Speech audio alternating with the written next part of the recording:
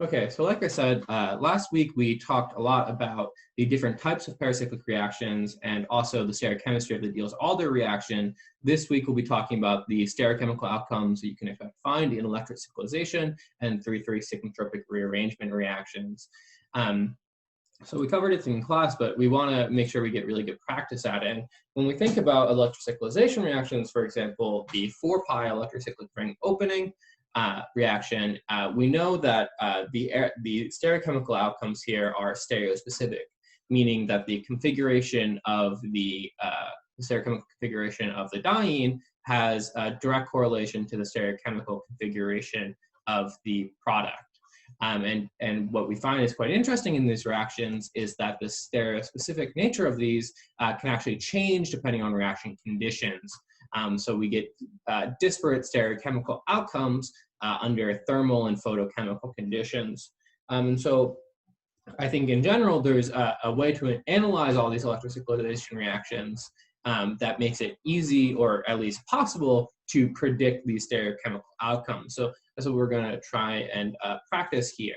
And so to reiterate what we talked about in class, the best way to do this is to draw out the frontier molecular orbitals of these diene systems, and specifically we'll be looking at the HOMO of these systems.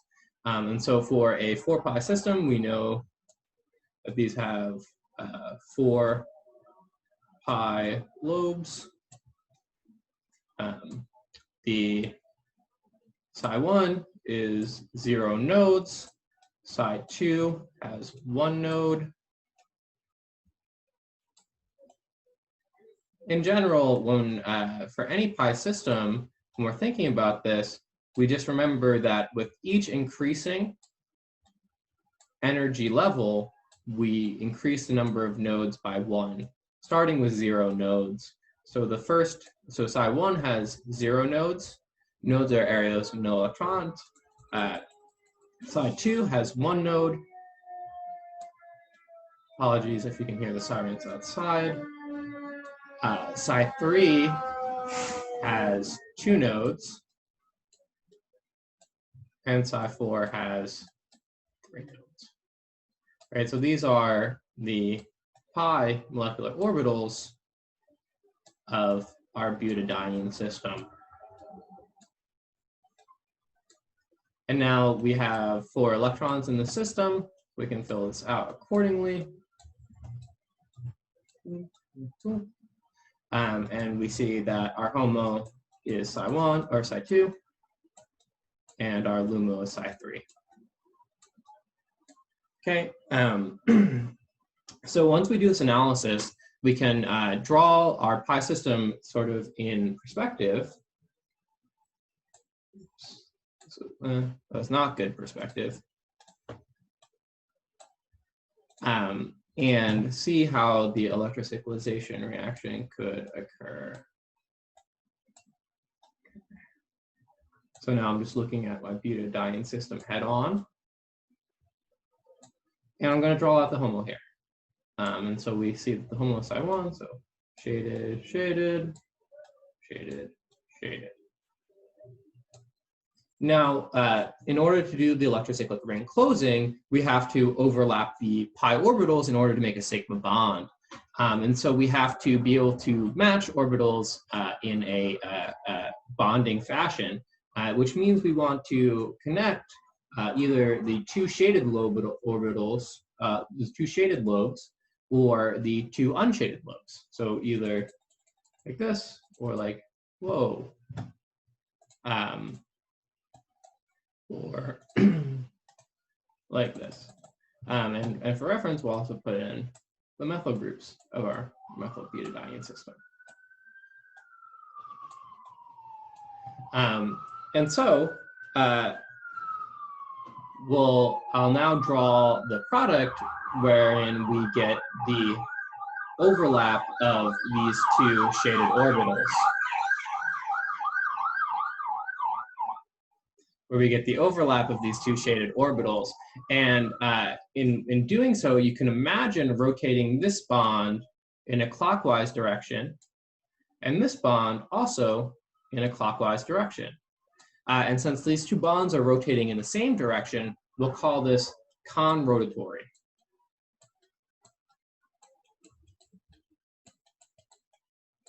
Right, where the two bonds move in the same direction, both clockwise in this case, conrotatory. And so the product would then look something like this.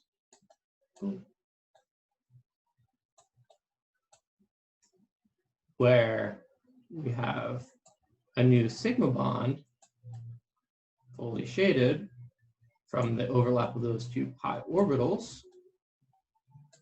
And our methyl groups have now rotated. And so they follow the rotation that we did. And so one methyl group is up and the other is down. Now for the reverse reaction, you can also imagine rotating these bonds in the same way. Or in the opposite way, actually. And so if you imagine rotating this up and counterclockwise, as well as this one up, down and counterclockwise, we can get back to the starting material. And so it's conrotatory in the forward direction and conrotatory in the reverse direction. Now, when we do this analysis in photochemical systems, we recognize the fact that we went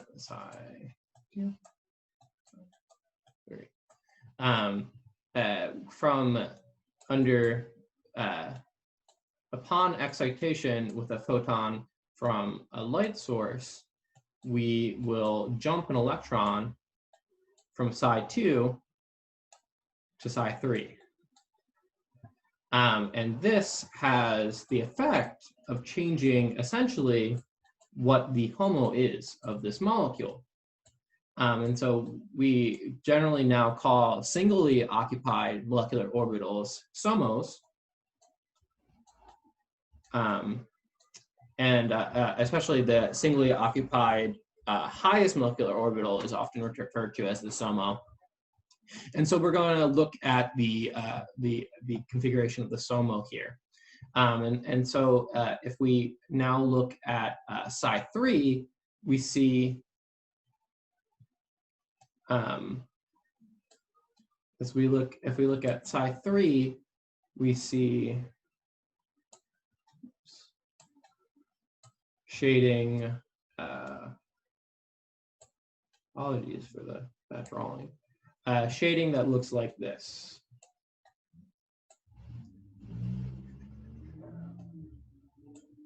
And now we see, in order to get the constructive overlap, to make the sigma bond, instead of rotating in a conrotatory fashion, we can notice that these groups, instead, this bond can still rotate clockwise, but this bond should rotate counterclockwise. Right? Just see the two pieces of this pi orbital rotate inward together to make that bond. Some people do hand things where like one direction like this, one direction like that, whatever you want to do to keep it straight in your mind. Envision these two pi orbitals forming together to make the new bond. And so since they are both moving in different directions, we call this disrotatory.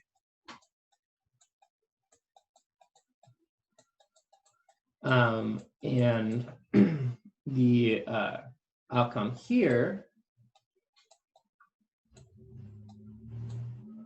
so we have this new sigma bond. So the pi bond back here. The methyl group on the left has rotated upwards. Oops. As well as the methyl group on the right has also rotated upward. And so this gives us the apparent cis geometry of these two methyl groups and the switch here. And so the change in conditions led to a change in the highest occupied molecular orbital, in this case the SOMO, which change the direction of rotation required to close this bond in a constructive fashion. And so there is quite a bit of stereochemical control in these systems that is flippable depending on thermal or photochemical initiation. Generally, we have a set of rules for this that for generalized by number of electrons in the system. So we see that this is a 4-electron system. So for n, where n is an integer, and the other systems are for n plus 2. We have thermal and photochemical conditions. Under thermal conditions, these 4n systems are always conrotatory. And under photochemical conditions, they are disrotatory. For 4n plus 2 systems, under thermal conditions, they're disrotatory. And under photochemical conditions, they are conrotatory. Just, memorize the rules. Also, you be able to do this orbital analysis. I think this is something that is pretty crucial for you, for everyone to be able to do and to be able to show their work on. And so I really do encourage you not only memorizing these rules for quick back-of-hand use, but also really understanding how these rules are devised. I'd also, at this time, like to take any questions, and I see a couple of really good ones in the chat already. And so someone asked, does conrotatory rotation always result in the anti-relationship at the end, or does it depend on cis-trans isomerism of the relevant alkenes? Yes, it depends on the relative stereochemistry of the alkenes. For example, and I hope this isn't giving away one of my practice problems. For example, if we had a different alkene where the methyl group was in and one methyl group was out, and we were to do this under thermal conditions still, so we're gonna say, we're gonna use Psi1.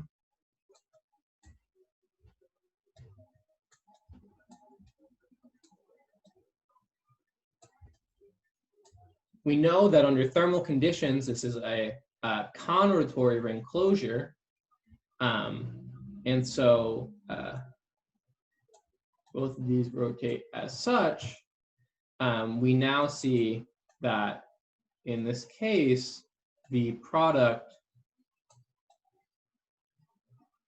has syn geometry.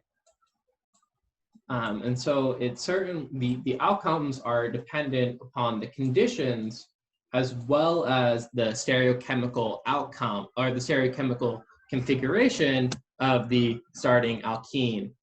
Someone else asks, is this rule true for the reverse reactions as well? Yes. This is true for the forward and reverse reactions. Any more questions on electrocyclization stereochemistry before we practice that?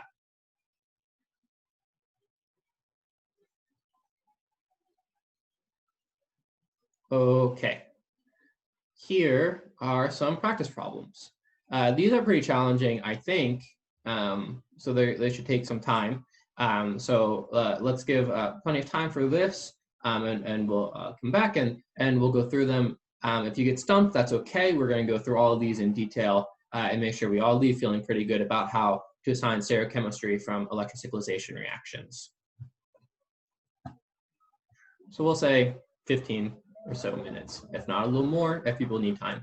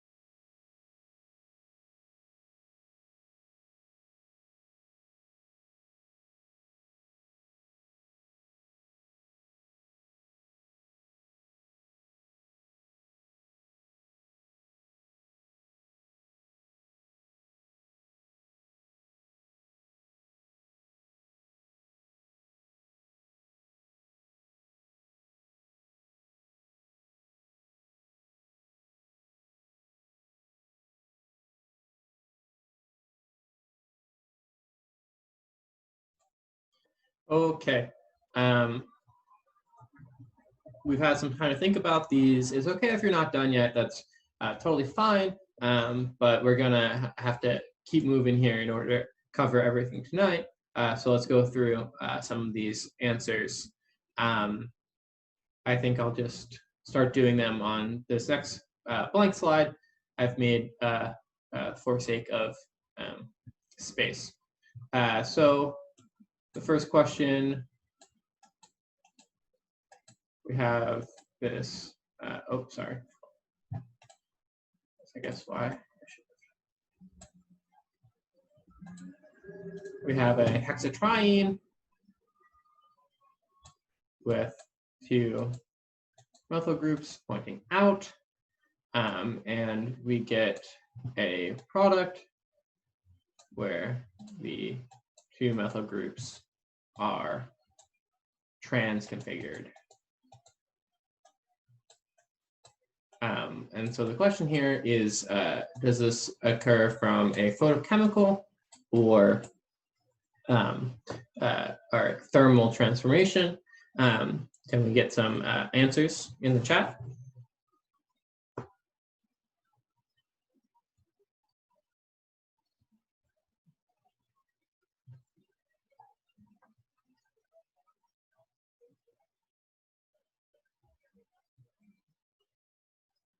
Yeah, so someone's suggesting thermal, and let's see how we can solve this. And so we remember our rules here for, so no way thermal and photochemical, so let's suss this out. For our rules here, we have 4n and 4n plus 2. This is a 4n plus 2 system. It has 6 electrons. And so a thermal reaction would give us a disrotatory outcome, and a photochemical reaction will give us a conrotatory outcome. And so if we look at our hexatriene system,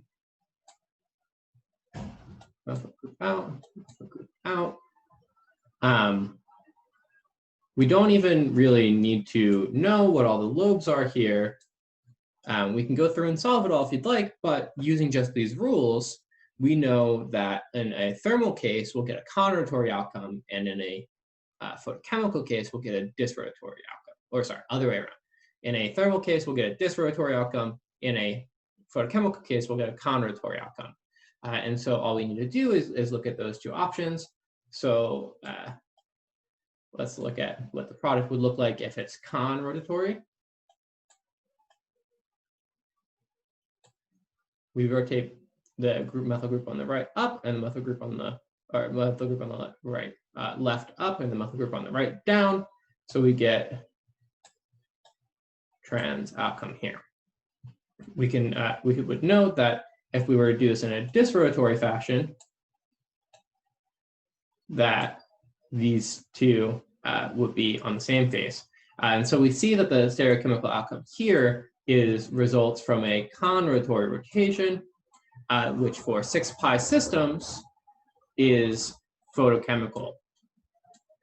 Any questions on that? We can also go through looking at what the home of the 6-pi system is to really figure this out. But from just the rules that we've established, this had to have come from a photochemical reaction. Any questions on this?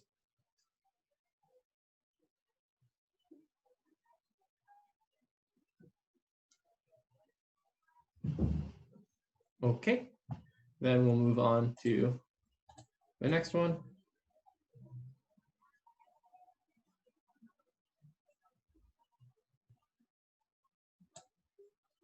Yeah. This is kind of a fun one, I think. Think about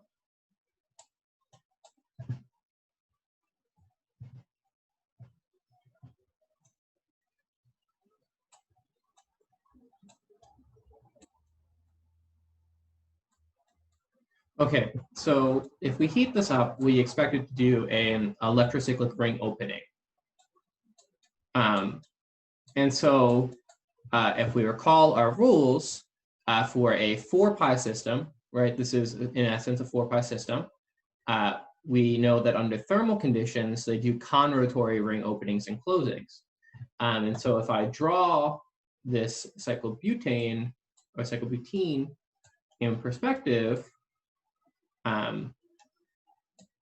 we have a system that looks, this is very exaggerated, but looks something like this.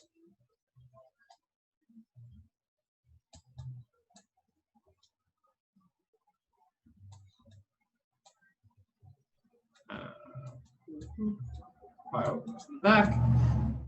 And so we know this will open in a con-rotatory fashion. And so what I'll say is if it's going to open in a con-rotatory fashion, I'm sorry, I screwed up the configuration there.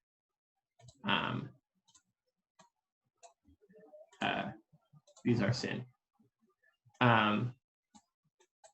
If this opens in a con-rotatory fashion, we could imagine rotating this one clockwise or counterclockwise, and this one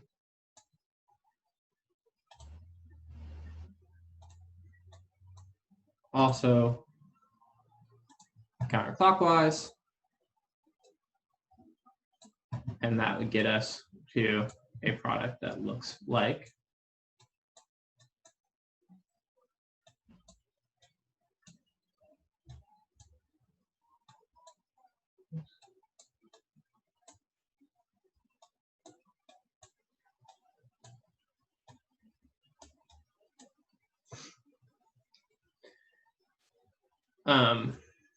which also we also have another possible outcome here where these rotate in the other direction. And so the product of that reaction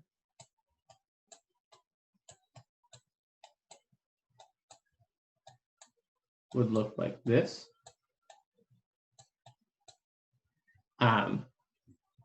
This, I think, is very suggestive. So these two are possible outcomes. I think this is very suggestive of it doing another 6-pi electrocyclization. And so you could imagine doing a 6-pi electrocyclization here to end up with a product that looks like this. And so I think those are the possible outcomes. This system here, it would be challenging to do a 6-pi electrocyclization due to the stereochemical configuration of this alkene. So I think this is an acceptable answer. I think this is an acceptable answer. This also could be an acceptable answer. I think in reality, since these reactions are reversible, you might end up seeing this as the major product, as this reaction here, also reversible, this reaction here, also reversible. This one is what I would imagine to be the thermodynamic minimum, so it might be the least reversible. Could I draw the arrow pushing from the starting material? Yes.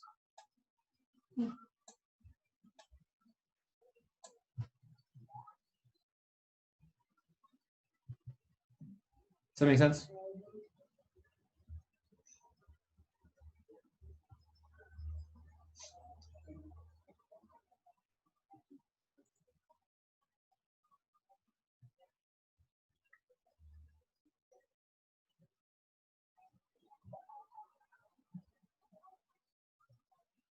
Any other questions on this?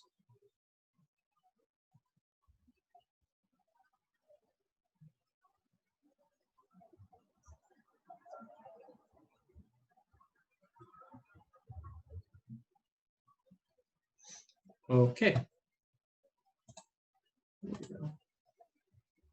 Erase this. And then, okay.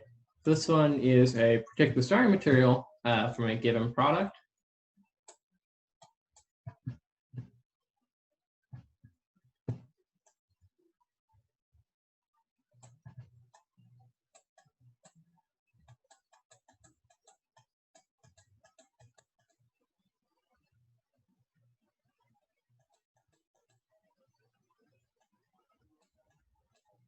And so the question is, what can get us here under photochemical conditions?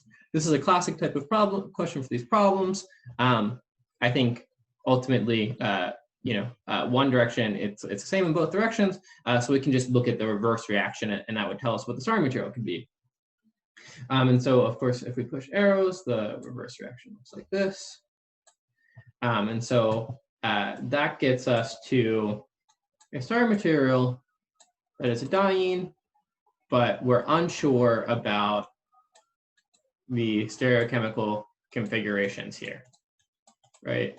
Are they cis? Are they trans? Which is which? And so let's figure that out. The way I would do this is I would draw out my cyclobutene. Here. Okay, and so in this case, we have methyl up, ethyl down, and methyl down.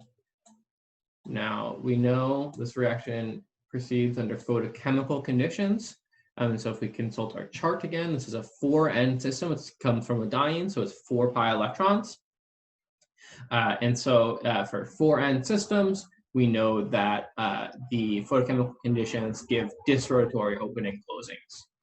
And so our two possibilities here are the left bond rotates clockwise, and the right one rotates counterclockwise, or we have the other possibility, which is counterclockwise, clockwise. And so the top one would give an outcome that looks like this, where the methyl group is out. You can see if we rotate this bond clockwise, the methyl group moves out. We rotate this one counterclockwise, methyl goes in, ethyl goes out.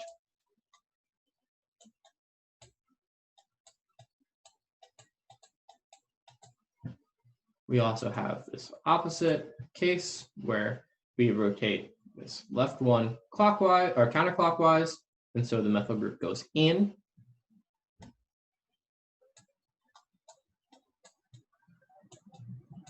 In that case, the ethyl group also goes in, and the methyl group goes out. And so the starting materials here could be either of these two butadienes. When we draw the orbitals, do we always draw the HOMO for both thermal and photochemical conditions? Yes, as long as we note that's absolutely correct. But in the thermal conditions, for example, this diene system, the HOMO is psi 2. But under photochemical conditions, an electron gets promoted from psi 2 to psi 3, so our HOMO, in essence, is psi 3. And so for photochemical conditions, I'm drawing what was once essentially the LUMO, which is now our SOMO. And in thermal conditions, we're drawing the HOMO. Right, and so it's just, we have to note that the wave function that is the highest occupied molecular orbital changes under photochemical or thermal conditions, but you're always drawing that highest one.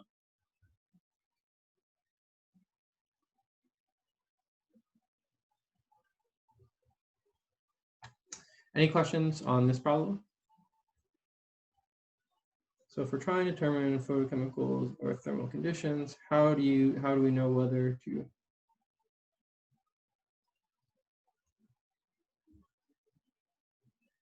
Yeah, you could draw both and figure out which one leads to a disrotatory closing or counterrotatory closing. So the question again is, so if we're trying to determine if photochemical or thermal conditions are needed, how do we know whether to draw the HOMO or LUMO to figure out con or disrotatory closing? A, you can consult your table. But B, when we're drawing the molecular orbitals, you can draw out the wave function like I've done here, and you'll note that in order for this 4-pi system, where this is side 2, the HOMO, so this is thermal conditions, in order for it to close, it must form this bond in a conrotatory fashion, right, where this rotates down to form a bond with this lobe. And so since they're both rotating in the same way, we know it's conrotatory. And so just by drawing the HOMO here, we found that this is a conrotatory closing. If you draw the psi3, which is the HOMO under photochemical conditions, you'll note that we need a disrotatory closing in order to give this observed, or to close the bond. We need disrotatory closing in order to get constructive overlap. And so you can also just draw that out and see, oh, you can remind yourself always just by drawing the orbitals if you need a con or disrotatory closing in order to make the bond. The stereochemical outcomes follow from what direction it closed in. Okay, and if there's no more questions on this, we'll move on to the next one, which is an 8-pi electrocyclization.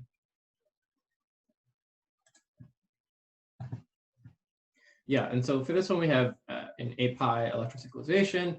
This is drawn in the cis-trans configuration, but of course, we can switch it to the cis, all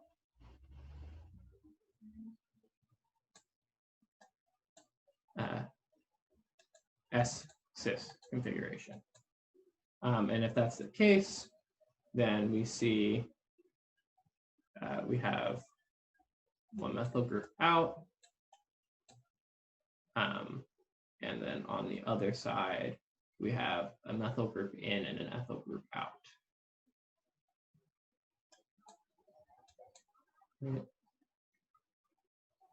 Yeah, methyl group in, ethyl group out. Make sure you can practice moving between the cis-trans and cis-cis configurations. That should be practiced. Yeah. And so here I note that the methyl group is on the same side as carbon. And so in the cis configuration, it should still be on the same side as carbon.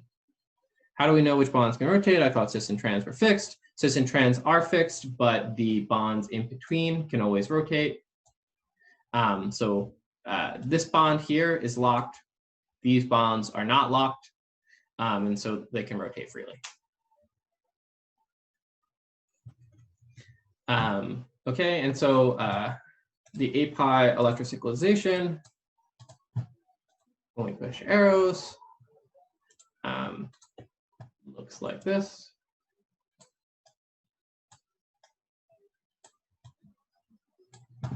Give us a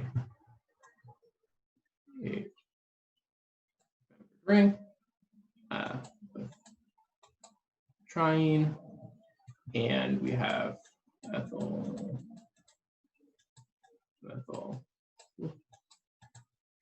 and methyl. Okay, so how do we assign stereochemistry here? We know that this is an 8-pi system. So if we consult our table, this is for n equals 2. And so under photochemical conditions, this will be a disrotatory ring closure. So yeah, photochemical disrotatory closure. The other way we can do this, if we want to draw out the orbitals, I'm not going to draw them all out, but what we can do, this is a very good thing to do. So we know for an 8-pi system, it has 8 electrons. So we're going to be filling up to psi4 normally. And then under photochemical conditions, we're going to promote an electron from psi4 to psi5. And now remember what I said earlier, when we want to determine the wave function of a given system, we just remember that we increase the number of nodes by 1 starting from 0. So side 1 has 0 nodes, side 2 has 1, side 3 has 2, and so on and so forth. So we're looking at a system with 4 nodes.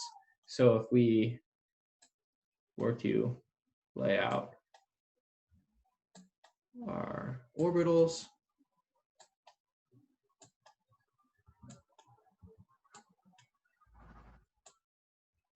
we're looking at a system with 4 nodes, right?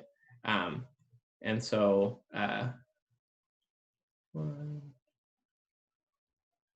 let's see. And so we just need to draw a pi system here that also correspondingly has 4 nodes. And so I think 1, 2, 3, and so it should be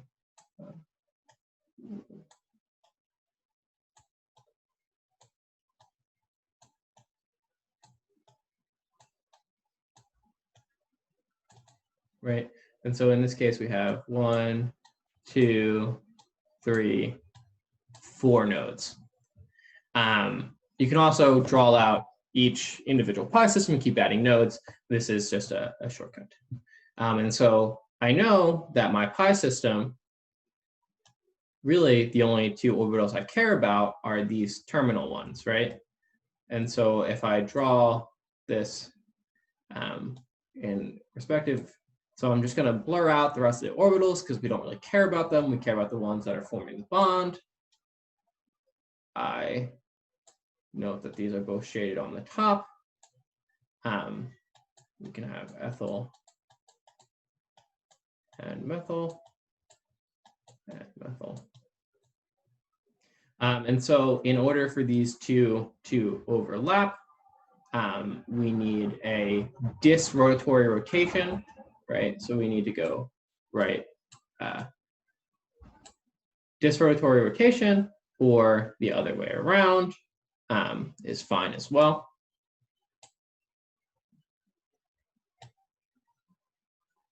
And so that can give 2 possible outcomes.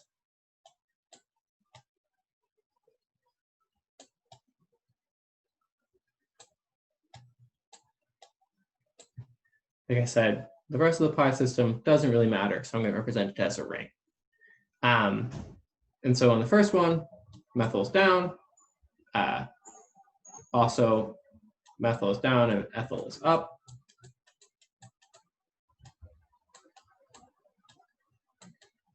And in the other, it's the other way around. So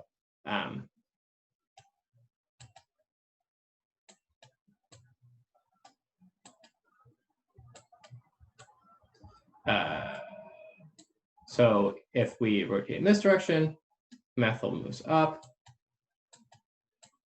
and then methyl moves up, and ethyl moves down. And so what's clear here? Oh, you're absolutely correct. This methyl should be out. So someone in the chat pointed out correctly that the methyl on the left should be out, not in. And so let's get, I was being silly, products that look like this. So methyl and ethyl on the same phase. Is that, let me do some erasing to clear this up. Thank you for pointing that out.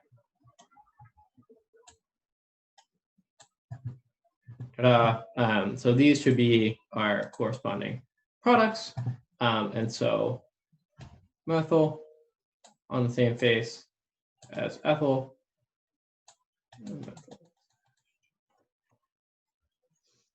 Okay, does this make sense? So we can apply the rules we learned earlier to bigger pi systems, including 8 pi systems, and we'll see in a second 10 pi systems. Any questions on this 8 pi electrocyclic ring closing?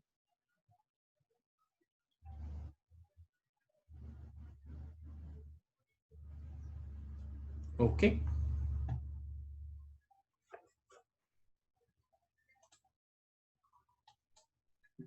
Okay, so now, yes, the enantiomer will be formed as well. And in this case, the two different ways you could rotate form the two different enantiomers.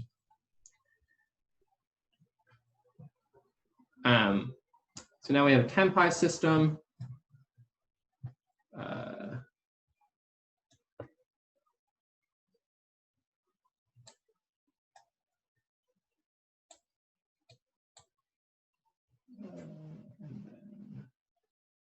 Both the methyl groups are pointing out. Yeah, both methyl groups are pointing out.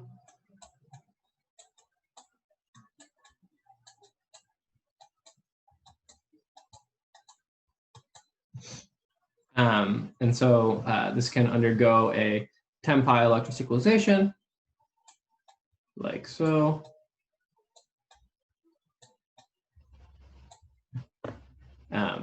A good question is, could it also do the 6 pi electrocyclization? Yeah, it could, and I think it would probably do both.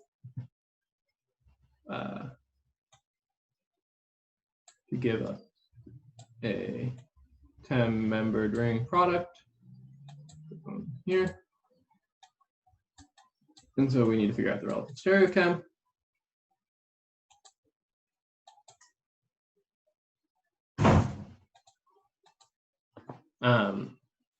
And this could undergo sequential electrocyclization reactions.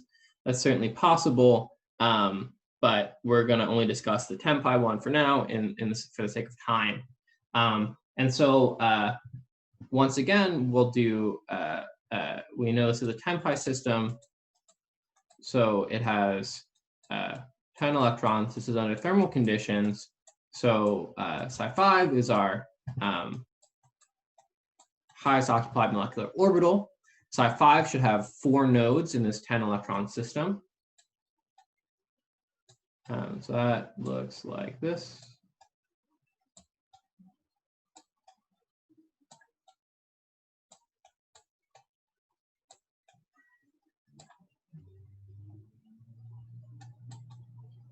So it should have 4 nodes. So we're expecting a node here, 2, 3, 4.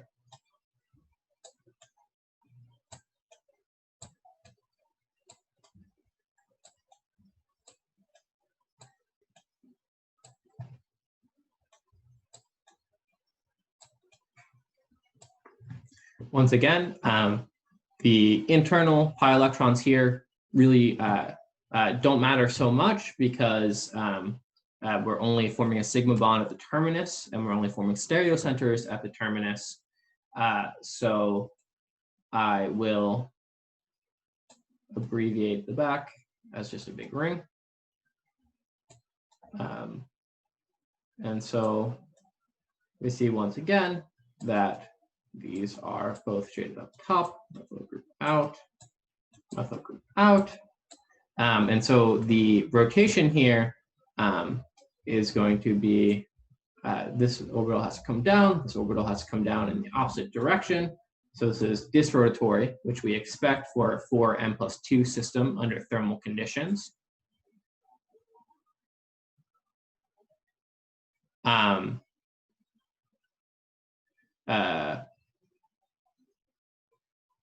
Yeah, so someone just asked, she thinks that one of the methyl groups points out, one of them points in. Yeah, so they should both be pointing out here.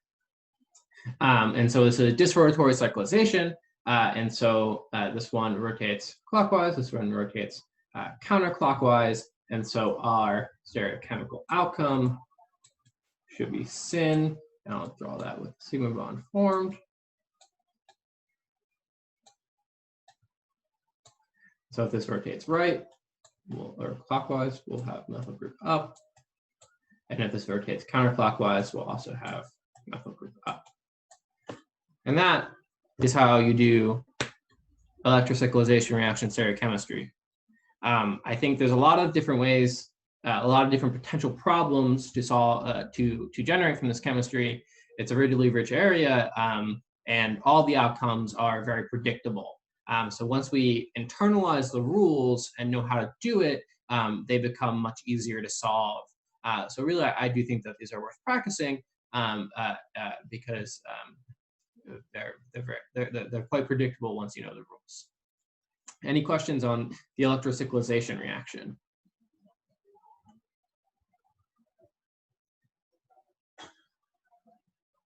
Yes, could I quickly restate the answers for all the questions again?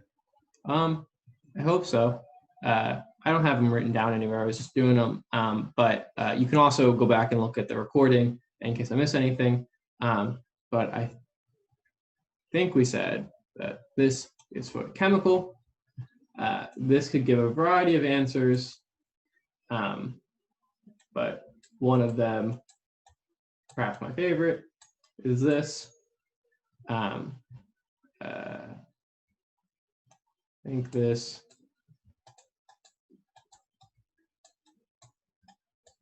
And anyone can correct these because, like I said, I didn't actually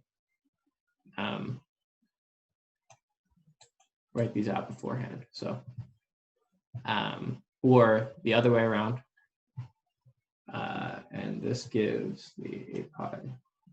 Oops.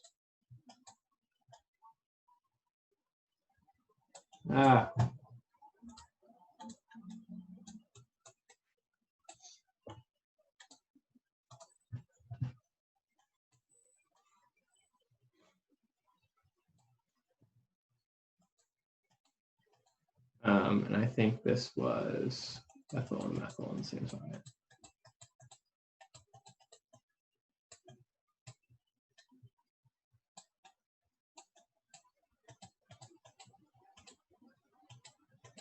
Plus minus means plus the enantiomer. All these are actually that's a carbon. Okay, and this is the answer for the last one. Okay, so now we're going to talk about the sigmatropic rearrangement. I think one of my favorite reactions in chemistry for sure. The sigmatropic rearrangement, of course, arrow pushing, as we discussed last week, looks like this, where we're essentially breaking a carbon sigma bond and 2 pi bonds and reforming a carbon sigma bond, 2 pi bonds. So ultimately, we break 2 pi, or sorry, we move 4 pi electrons and 2 sigma electrons, and we make that on the other side. Someone asked why it's my favorite. I think when people in chemistry successfully use or design reactions or syntheses using sigmatropic rearrangements, I think they're really subtle and you never really quite expect them. And so when people take full advantage of it, it looks really cool to me. Someone said, also asked you, 12-member rings look like the way you drew. Does it ever look like a circle? So that was a 10-membered ring. And yeah, so 10-membered rings tend to look like 2 6-membered rings. Simply for, we know the thermodynamic benefits of having 6-membered rings. So 10-membered rings try to look like 2 6-membered rings, essentially.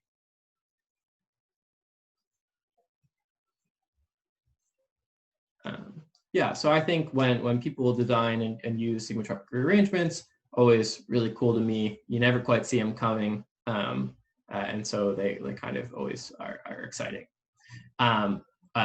The classical sigmatropic rearrangement shown here is essentially, it is in this case thermoneutral, right? We make the same product that we started with, and in general, these reactions are relatively thermal neutral because they break the same number of bonds and same types of bonds that they form. And so the equilibrium here depends on the substituents in the system. And so a great example of that we discussed in class is the Claisen rearrangement, which is a synthetically useful version of the sigmatropic rearrangement because it is driven forward by the driving force of the strong CO double bond. And so instead of making and breaking the same types of bonds, we're making a strong bond, and so it has a thermodynamic driving force. And so this equilibrium lies to the right because of the strength of this double bond. And so the Claisen reaction really emerged as the most synthetically useful variant of the sigmatropic rearrangement. And so when we're thinking about these reactions, the transition state, or the way we think about these in general, is often thought to be essentially or contain two alloradicals that are forming and breaking bonds. And so you can see that in a resonance form that also looks like this in the transition state.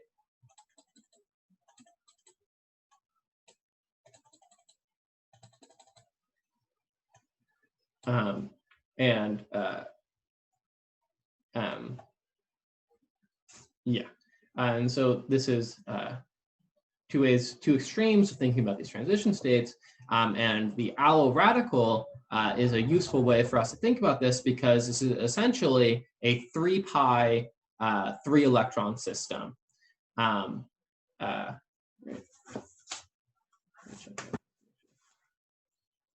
Yeah, a 3 pi 3 electron system. There we go.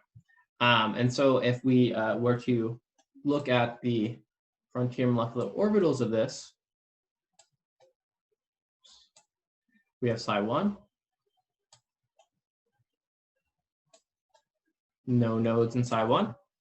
In psi 2, we have 1 node. In psi 2, we have 1 node. When we have an odd number of pi, or odd number of atoms in the system, a node is just going to reside on a carbon atom. And so in this case, the node is in the middle here. There's no electron density at the second carbon.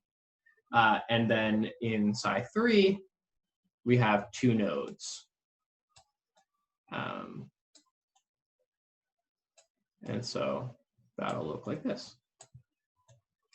And like I said, alloradical, 3 pi carbons, 3 pi electrons.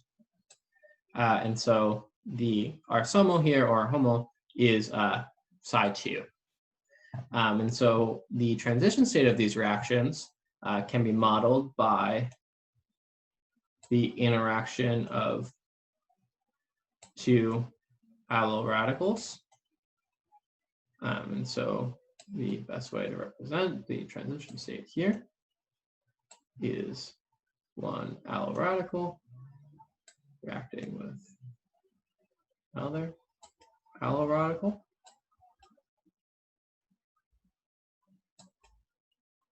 Forming these bonds. And we'll note that this is a chair. Right, and so these sigmatropic rearrangements proceed through chair-like transition states. And so we can determine stereochemical outcomes from sigmatropic rearrangements by drawing chairs. And so an example here in this Claisen rearrangement is now if we essentially all I'm going to do is draw a chair. And then substitute in the atoms from this rearrangement. And so I can say, for example, I don't know, we can say, we'll just say one of the oxygens is here, or the oxygen is here. So we'll say 1, 1, 2, 3, 4, 5, and 6. So 1, 2, 3, 4, 5, 6. And so we're going to be forming this bond, breaking this bond,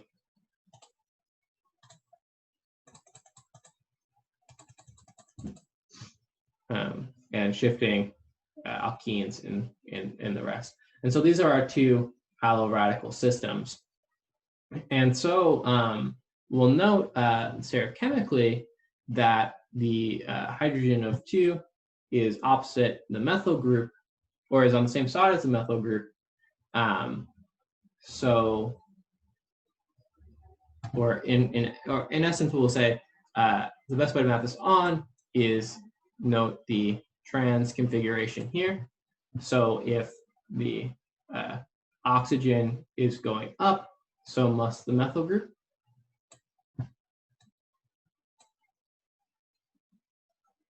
Sorry, if the oxygen is going up, the methyl group must go down. I apologize. Right, they have a trans configuration, they go opposite directions. We see oxygen is going up, methyl group must go down. And in this case, we see that 4 is going down, so 6 must go the opposite direction. So this is one possible chair-like transition state. The other possible chair-like transition state is the one where it is chair flipped.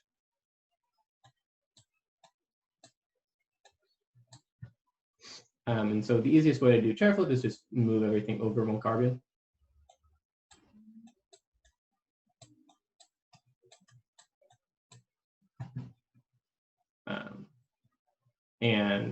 So now we'll still note that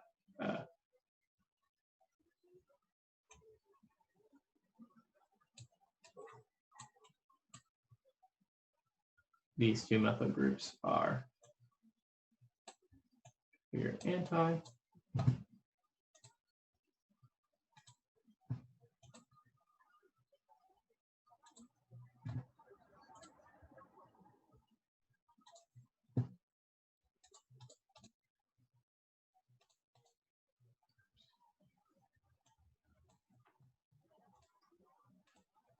It's a little trickier to draw. Okay, and so these are two possible transition states. The lowest energy transition state is going to be the one where we place our biggest substituents in the equatorial position. And so we'll note that those are the positions where this configuration of the two methyl groups is anti. And so the stereochemical outcome here is going to be anti. Someone asked what the rule for numbering atoms in sigmatropic rearrangements is. That's a good question. You can think about it as splitting the two systems apart.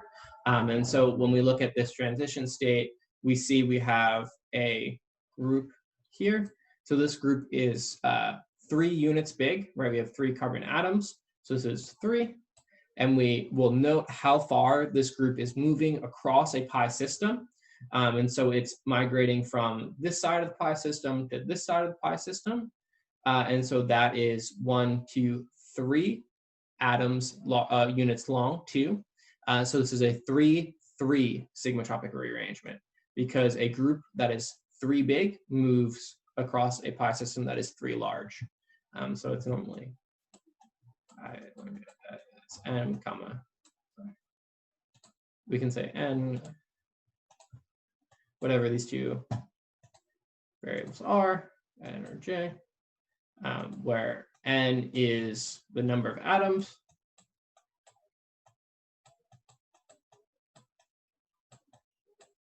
and j is how far.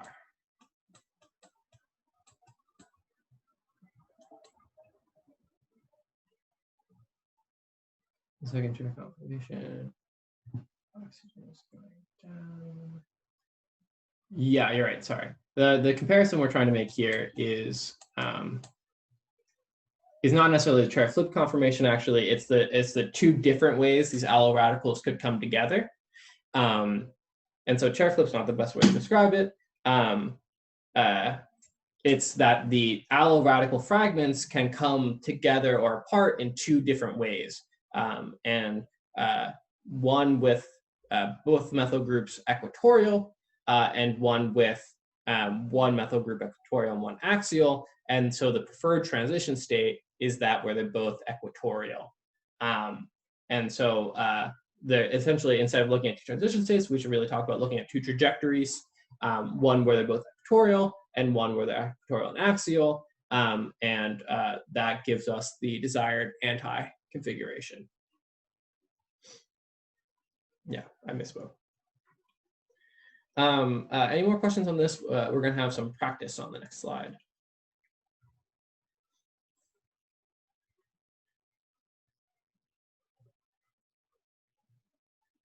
Okay.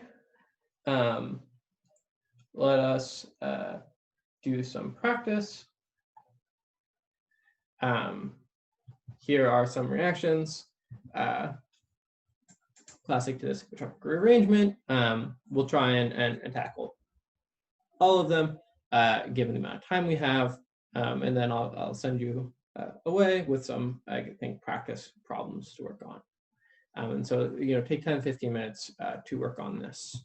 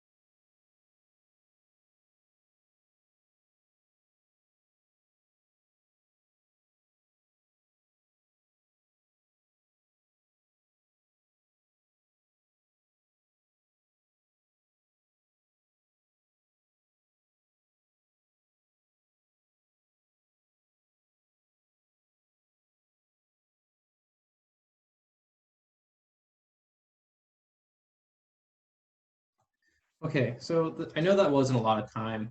Sorry, let me start the video too. I know that wasn't a lot of time to think about these, but I want to be able to explain them all before we go for the night. So we can start talking about them now. Some of these are pretty challenging, so I don't quite expect you to have had time to finish them all for sure. And so this first one is a great classic example of sigmatropic rearrangements where the driving force of the reaction is strain release. In the previous case, we saw the driving force of the reaction was the formation of carbon-oxygen double bond, but in this case, it's going to be strain release. We're going to break the cyclopropane ring. And so the arrows we can draw for this reaction look like this. And so we get what is a 7-membered ring product.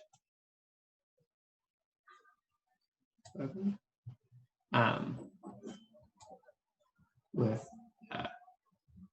a skipped diene. And at its terminus, we're going to have the methyl groups with a particular configuration, a stereochemical outcome here that we can predict using our chair-like transition state. Notably, in this case, since these are configured in opposite directions, we're not going to be able to have them both sit equatorial. And so if I were to just draw out the two allyl fragments,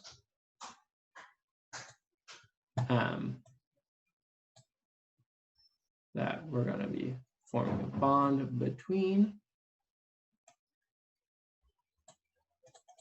Okay, so there are two allyl fragments. And in the case of these allyl fragments, they are further linked by the cyclopropane. We see that we'll say for the northern one, we have our methyl group. It is cis to the ring. Yeah, so the northern one, it's cis, so we can say the methyl group is also cis, and so that sits axially. And on this bottom one, we see that the methyl group is trans and also, I guess in this configuration, no, sorry.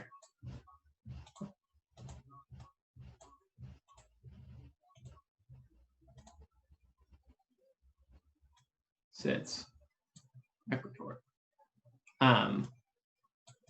So we have one group that sits axial, one that sits equatorial. Like I said before, that's fine. Since these are configured in opposite directions, we actually can't come up with a transition state here where they're both syn, or where they both sit equatorial. But what we can do is note that they are indeed both on the same face. And so the stereochemical outcome here is syn. Right, we see a syn relationship between these two methyl groups. Does that make sense?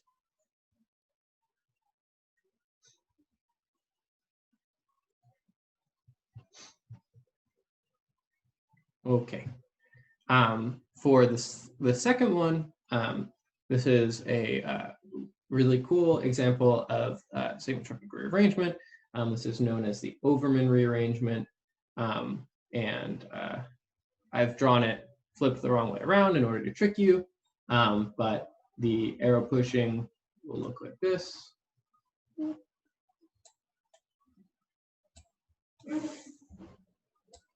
And our product will look like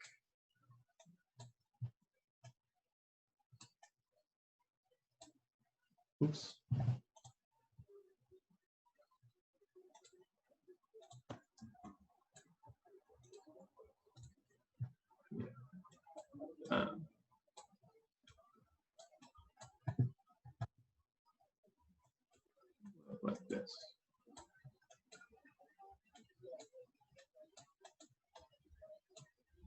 Yeah, so someone asked me again to explain what we're thinking about when we do these chair-like transition states. And the goal here is to generate a transition state where both the groups sit equatorial.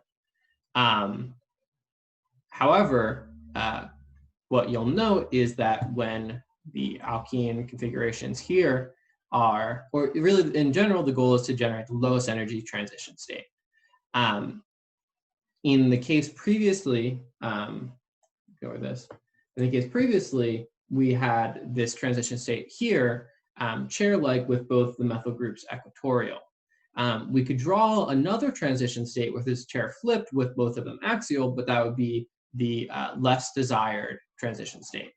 However, in this case, there's two possible transition states. One where this methyl group is equatorial and this methyl group is axial, or sorry, this methyl group is axial and this methyl group is equatorial, and the inverse. But we'll note that relatively, those things are the same in energy. One's axial and one's equatorial. And so both those transition states have similar energies and would give us the syn outcome. When this becomes particularly important, why can multiple transition states be formed again? Like, where do the different transition states come from? Yeah, the chair can undergo a chair flip, right? We know that the chair has two possible conformers, right? And so a chair undergoing a chair flip can flip everything from equatorial to axial, right? And so that becomes particularly important if these two groups are different. So for example, in this one, if we could draw an alternate transition state,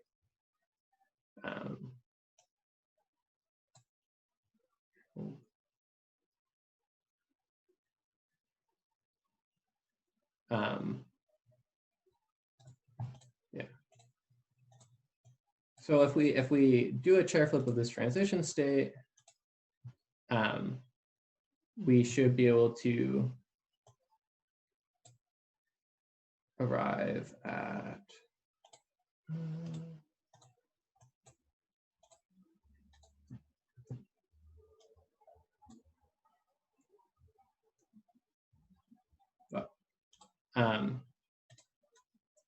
yeah, I'm struggling to think of the best way to draw this. Let's just start again.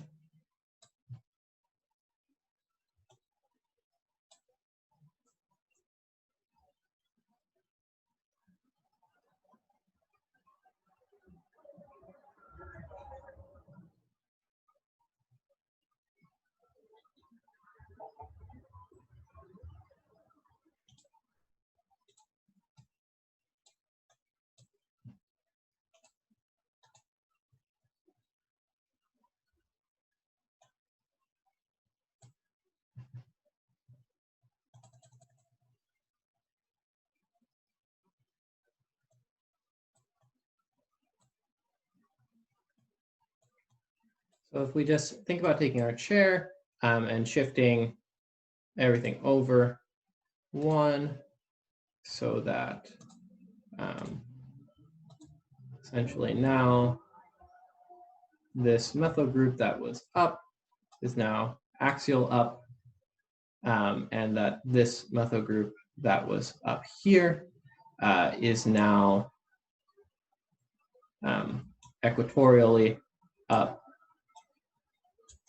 Yeah. Note that this is the chair flip transition state. We're forming this bond, and we're still breaking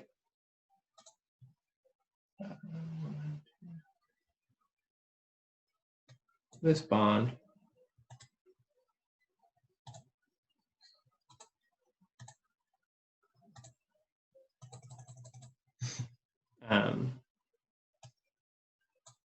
Yeah. And so we're forming this bond, breaking this bond. This is the chair flipped transition state. We note that these are still configured the same way. but the now cis-trans, or the equatorial group and axial group are different. Sorry.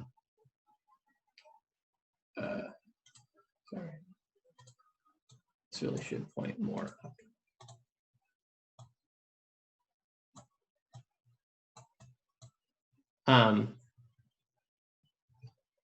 Now, this matters in the case where these two groups are not equal. So if one is terp-butyl and one is methyl, then these two transition states have different energies and we can pick one. In the case where they're the same, we just know that they're syn. And so it's just about drawing the lowest energy chair transition state for these processes. And the lowest energy chair transition state is the one that's going to correspond to your product.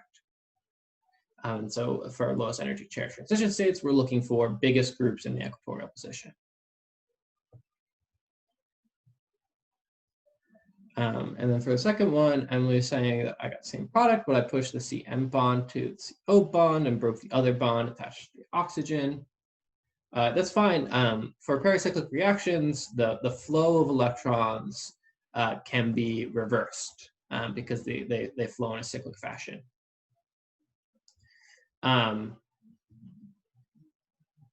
So how do we determine the stereochemical outcome here? We can once again think about a chair-like transition state.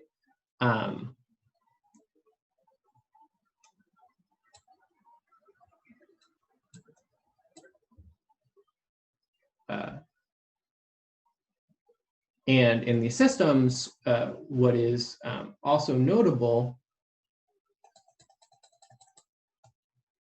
if we have oxygen going up here,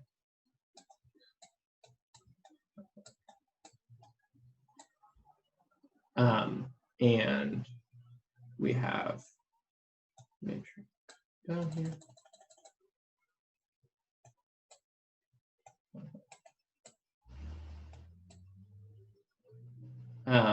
With the methyl groups here oriented as such, we see what's happening is the oxygen bond is breaking and the nitrogen is forming a bond from the same face, right? And so what we'll have is overall a retention of stereochemistry. So if the oxygen was up, as it was in the starring material, nitrogen will also be up. And we can see that that is a direct result of this chair-like transition state. And so this transfer is stereoretentive, and so our desired stereochemical outcome here will also be up. Does that make sense?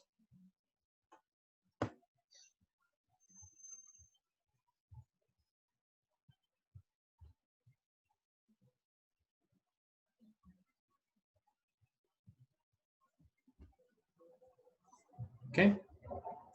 And now another, we can acetylate this hydroxy group in this product shown here using acetic anhydride and DMAP. This is chemistry that we've covered in the class before under protecting group chemistry. So I won't go over the mechanism. And that gets us to a product that looks like this.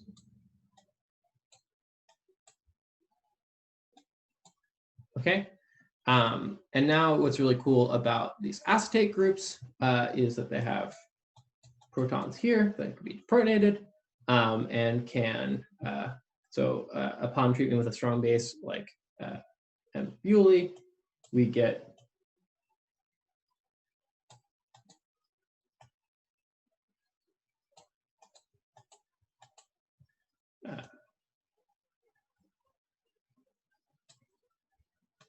to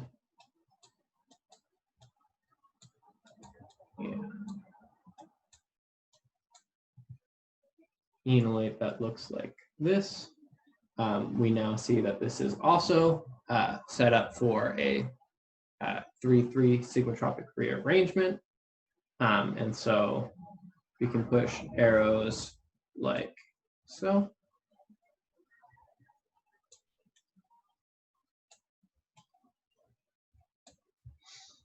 To get to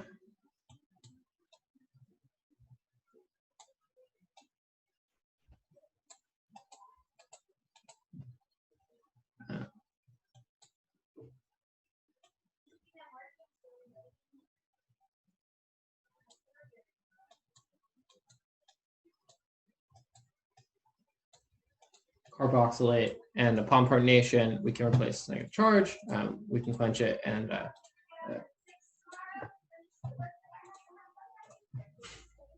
get these acids. And so this is a really powerful way of forming carbon-carbon bonds with high stereoselectivity. And very similar to the prior case, the stereochemical outcome here is also predictable in pretty much the same fashion. Well, this time we'll draw the oxygen in the front.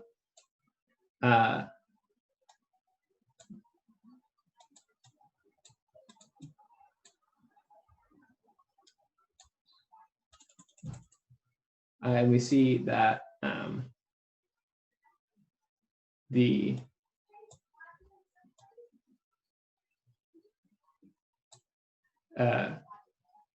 carbon transfer from the same face as oxygen in this case. And so the sigmatropic arrangement here has high stereoselectivity for the stereoretentive outcome. And one last example. Any questions on this one? Okay. And one last kind of fun example is this one here. And so we can draw arrows like so.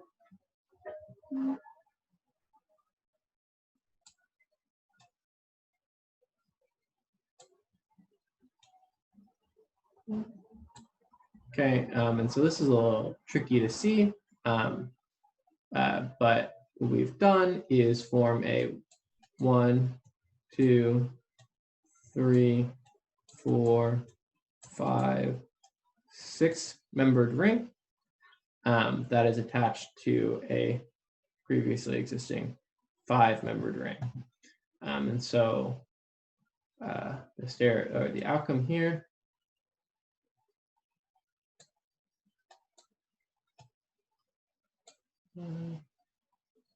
so if this here is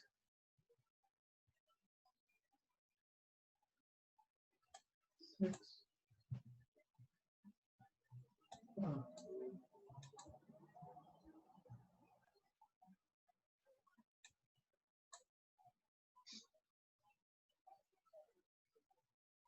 yeah. Yep. And so it should look like, sorry, I'm going to redo the numbering.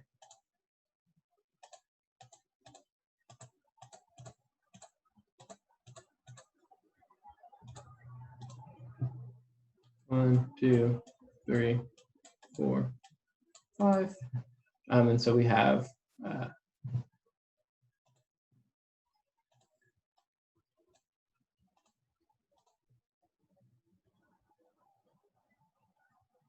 one. Oops.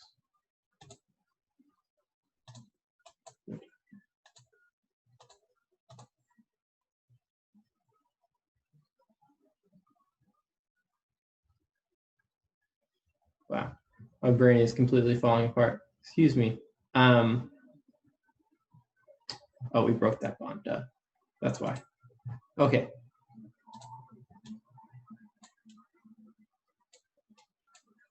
So we know we formed a 6-membered ring.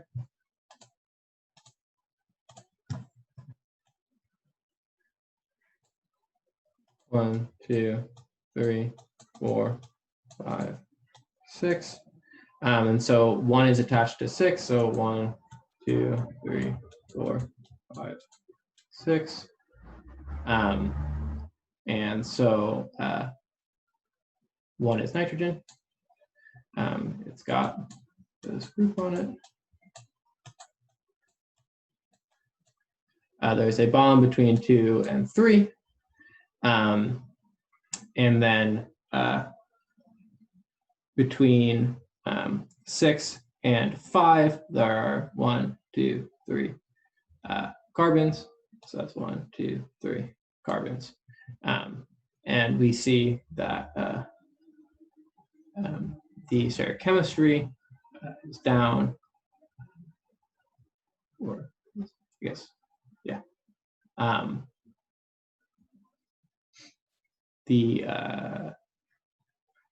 guess we can say this came from the bottom face, and the hydrogen is the same here. Wow. Okay, that was way harder for me to do than it should have been. But you can see here that this is a pretty cool example of a sigmatropic rearrangement. And so we'll take some more questions. Thank you for bearing with me right there. So sorry, I still didn't get the point of stereochem because I thought when we draw the final product, the relative position of the group.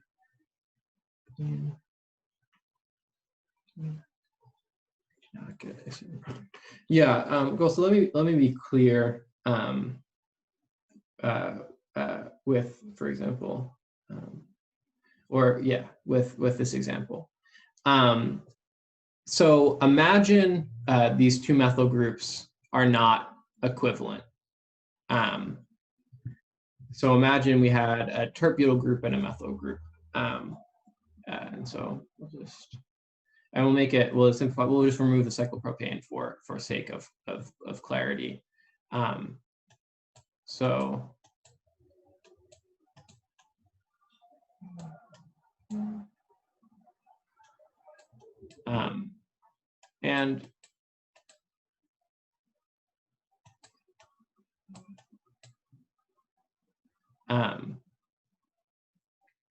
Now let's draw the possible transition states for this. And so that would look something like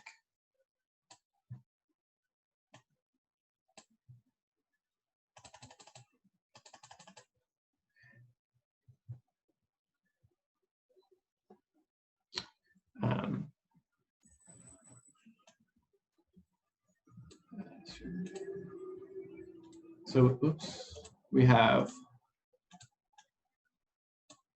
one here. We have, if this is the bottom allofragment, and it is transconfigured, we have this is one possible chair. And if that's the case, then this must be equatorial. But we know that we can do a chair flip. And so we should be able to get a configuration here.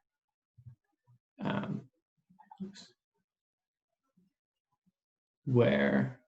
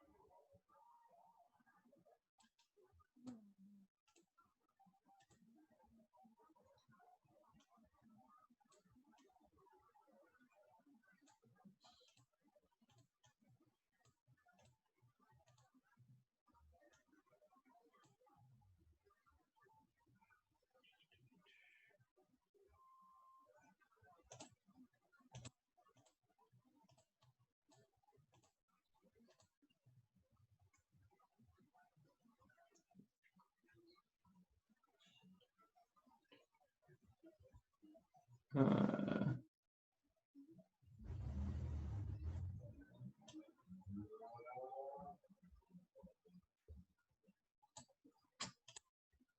on.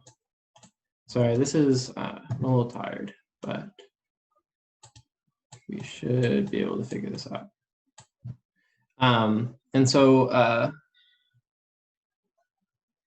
no worries. This is an important question that I am trying to, will try and explain my best.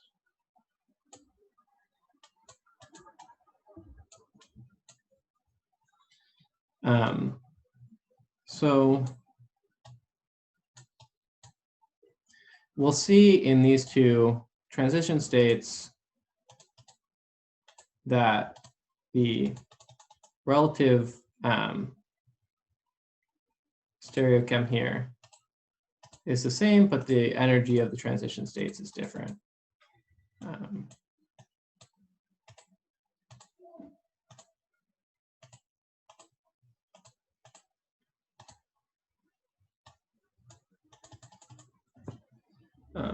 Does that answer your question?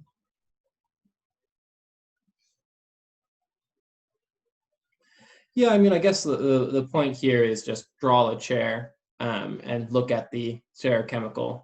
Draw the lowest energy chair you can, look at the stereochemical configuration. That's the outcome. I think maybe we spent too much time thinking about relative stereochemistry here. The final product would be the same, but you want to draw the lowest energy transition state if you can. Yeah, in this case, it gives the same, and I guess in all cases. I think the point mostly is for systems like this, where we're showing that we're just transferring the atoms in a superfacial fashion. And so that really is the heart of this chair-like transition state, is to, because if you draw the chair-like transition state and minimize the energy, you'll be able to do the stereochemical outcome every time. And so I think that, yeah, just draw a chair-like transition state with the relative stereochem. It would help you, but as Gosa said, you could actually draw the less favored transition state, but since the relative stereochemistry is still the same, you'll get the relative stereochemical outcome regardless. I think also there's also an argument to be made that for substrates where you have more complexity, there is one desired chair transformation or configuration. Elena, you're right that the one on the right is better, but they give the same outcome. You'll note that in both of those two transition states, even though the one on the right is lower in energy, they both give same configurations. So maybe it's an exercise in futility to draw both. I certainly spent too long thinking about it, and I feel stupid.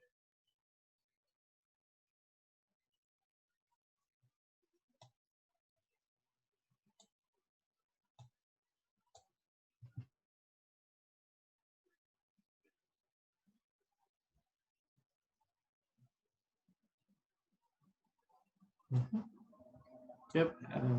If there's no more questions, I'll see you guys. See you all next week. We have the bonus one on Monday. Have a good night. I think I did miss one.